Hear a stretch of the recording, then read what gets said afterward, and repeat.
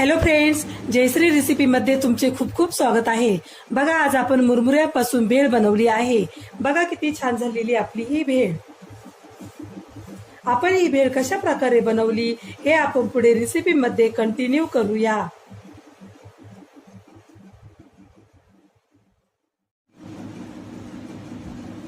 चला तर मग रेसिपीला सुरुवात करूया।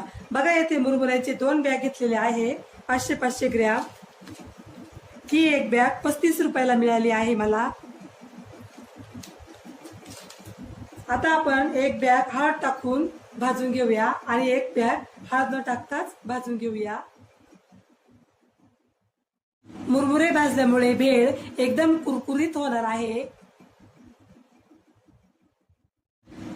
चला तर मग मुरमुरे भाजण्यास सुरुवात करूया।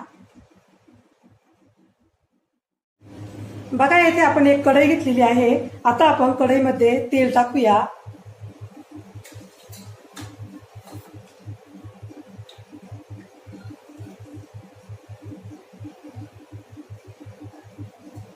तेल आपलं आता गरम होत आहे। तेलामध्ये टाकूया मुरमुरे।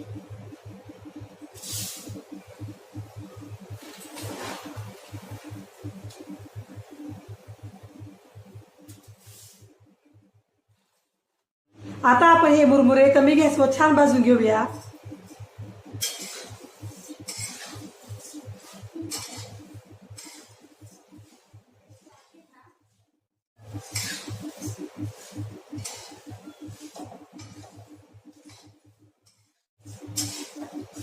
आपले मुरमुरे छान भाजून झालेले आहे। बघा, अशा प्रकारे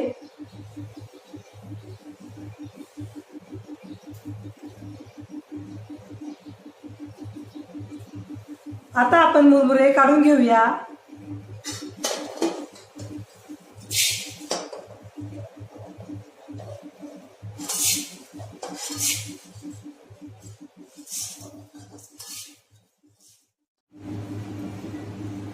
कढईमध्ये तेल टाकूया।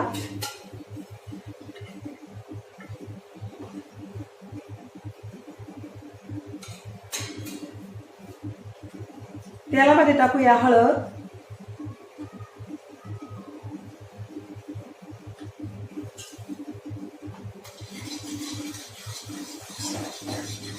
यामध्ये टाकूया मुरमुरे,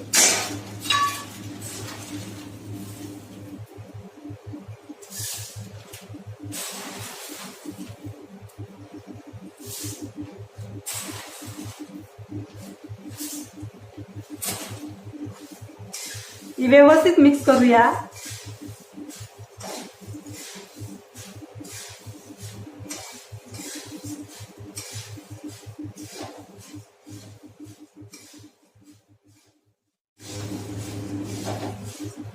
मुरमुरे कमी गॅसवर छान भाजून घेऊया। तुम्ही अशा पद्धतीने भेळ तयार करून बघा, तुम्हालाही नक्की आवडेल। तुम्हाला जर माझ्या भेळीची रेसिपी आवडली असेल तर माझ्या चॅनलला सबस्क्राईब करा, लाईक करा, शेअर करा, कमेंट करा आणि बेल आयकॉनवर प्रेस करा। येथे भेळ बनवण्यासाठी आपण काय काय साहित्य घेतले आहे, त्याचे किती किती प्रमाणे हे सर्व मी डिस्क्रिप्शन बॉक्स मध्ये दिलेलं आहे, तेथे जाऊन तुम्ही बघू शकता।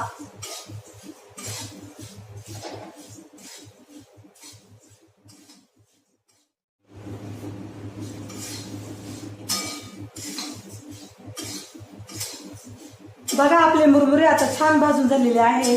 आता आपण हे मुरमुरे काढून घेऊया।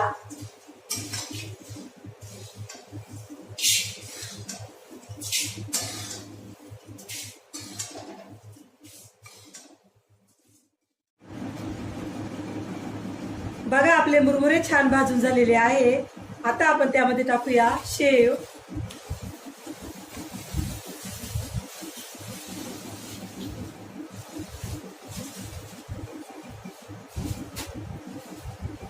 पापडी,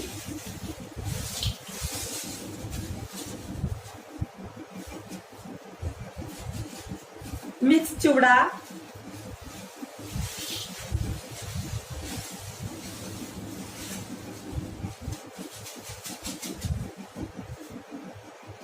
आता आपण हे सर्व मिक्स करूया.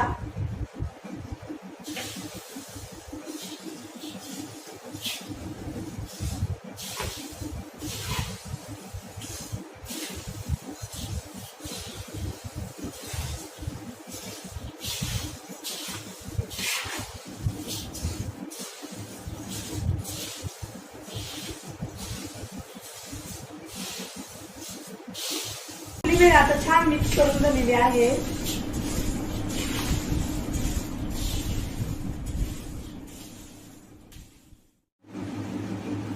बघा आपली भेळ आता खाण्यासाठी रेडी झालेली आहे. बघा किती छान झालेली आपली ही भेळ. तुम्हाला जर माझी रेसिपी आवडली असेल तर माझी रेसिपी एकदा नक्की ट्राय करून बघा.